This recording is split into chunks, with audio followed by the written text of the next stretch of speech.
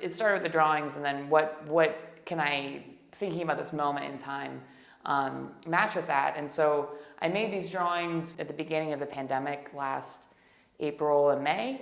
I had been a week away from running my first iron pour. I had a bunch of exhibitions canceled and plans canceled for the summer of making, and it was just like, what do I do now? And everything is in a tumult. How can I just, you kind of get out of whack. And teaching also was just totally upended. And we're all in our homes, and I felt like anything I did would have this like weird weight to it. So I kind of felt frozen for maybe like a month.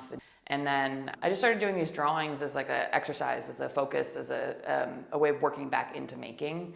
The objects I chose started to have this ominous feeling to them, like scissors or knives or pill bottles, alcohol, but they're also very mundane. So just due to the timing of the drawings, I knew that for me, they'll always have this kind of sense of a daily diary of this time, but also of things that are very mundane in your house, that anybody has in their house, but then put together as a grouping, having this feeling of ominous, like violence or danger lurking, just, I think that's how it felt at the beginning of the pandemic, this feeling of like, these things that you normally took for granted, like going to the grocery store or teaching in a classroom, all of a sudden having this huge risk to it. Like anything is just sitting there waiting to be weaponized. So the show theme is alone together. So the drawings are things that I did alone. So the bound video, I was invited to collaborate with Salem to Salem alumni. And Salem to Salem is a international residency program between Salem, Germany and Salem, New York. And for 3 weeks, artists, writers, and musicians get together. There's no set project, but you are making art, and the hope is that you collaborate and have an exchange of ideas through our shared art making. And I was invited by Michael T. Otto, who is a musician who I was in residence with in 2018 in Salem, to be a part of this unknown project of collaboration between 6 people. And 6 people, it's a lot, I think, to collaborate with 6 people. It's hard because we all have our own aesthetic, our own ideas, our own kind of idea of craftsmanship too. So it's me, Amy Capps, who's a performance artist in Los Angeles, Hans Winkler, who's an artist who does performance and other mixed media works, who's based in Germany, Philippe Wozniak, who's a composer and a musician, also a German, and Will Phelan, who is a musician living in Chicago, and Michael, who is based here near the Bodensee. So together, there's 3 musicians and 3 artists. The bound video came about because Amy had written this reflection on the feeling of being bound up in our houses. And the text, I think, is really powerful. So that became the basis for our collaboration. And so we had all this video work that we put together. It made the most sense to make a video, just with the nature of all of our works and the way that we could work. You can send files, you can send video, you can exchange recordings of your music.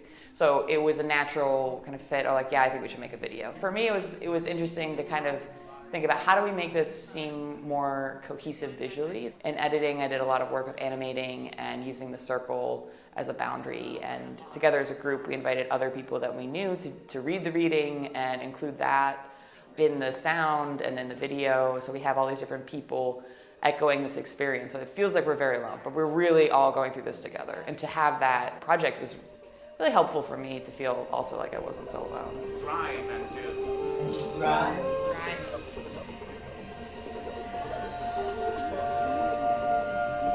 And to thrive and to exist.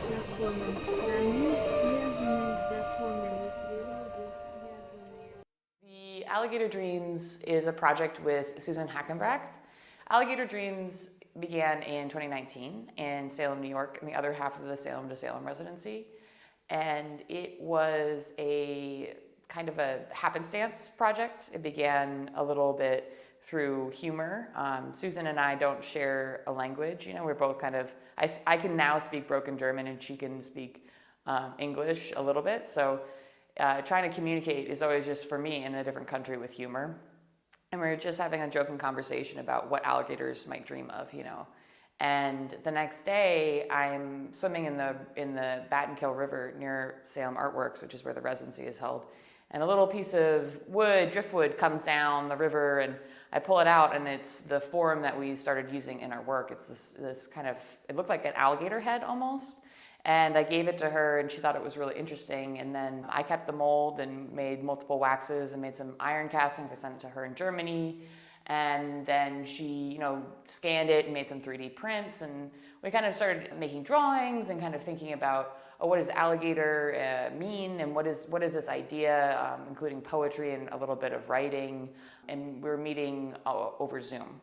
So this is how the project began. And then I had planned on going to Germany in 2020, and of course that gets canceled. So we kept working on this individually until now, until I was able to just spend 2 weeks at Suzanne's studio. It's called Kierslage in Fuhlendorf, Kierslage 2. And she and I did some performative work, made some sculpture. To be together and to work together, I think, is a different experience than to be just like in our separate places working on that project. To work across a language barrier and in art, to work with another person, it's a challenge, but it's a good challenge, because for me, collaboration opens up doors that I wouldn't have opened by myself. So it pushes me to do new things and try new things and to put myself out there in new ways that I would definitely not do by myself. So the winter dung pile photos are the first ones. And she did this last winter, and this feeling of kind of rising above the shit, but also manure and the earth being regenerative. So there's these two kind of polemics, if people think of dung as repulsive, but at the same time on a farm it's very normal. You spread manure, we eat food that has been created because of our ability to use poop as a regenerator. And it's also a really unique image. So it's a dreamlike image. These nude women in alligator masks, frolicking on dung. It's just like a very strange image, and also beautiful. So when I got here, we did some more photos together, and we'd actually really like to expand the project to include more women, because it's a powerful moment. You're being together and being, Susan likes to say alligator woman, so being an alligator woman means to be strong and powerful and loving and playful. My favorite work to do is when you hit that flow. When you have all your materials, you're in the studio and you can just be jamming out. I like work that has process. I like work that has repetition. I get satisfaction about refining my process and having a highly crafted final object with materials that are unusual or express a concept. So my work in Sigmaringen, I had brought with me paper pulp that I had processed in America. I had experimented with it in 2018, actually, in Salem, with a friend had given me this mesh, and I had paper pulp with me then, and I pulled it through, and I was like, this is interesting, but I don't really know what to do with this yet.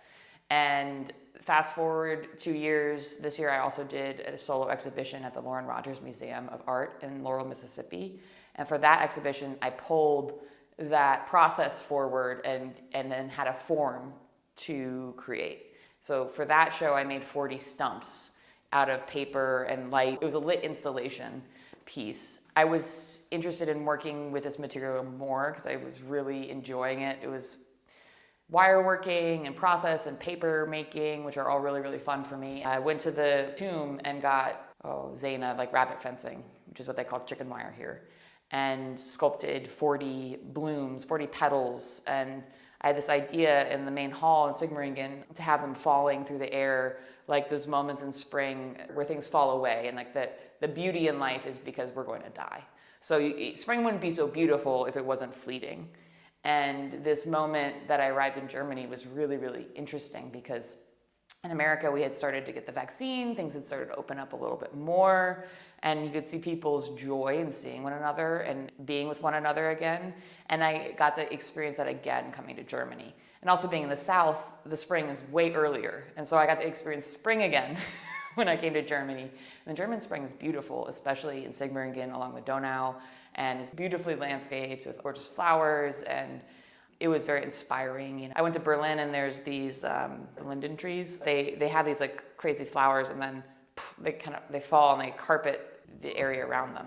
So that was the inspiration for this piece, this idea of this fleeting beauty to capture that one moment of falling away. And then the petals are inked a little bloody almost, like each side has been dipped in red. So it's a little also not quite so fleshy when they're all together, but they can be a little, or like a skin sample, like a peeling away.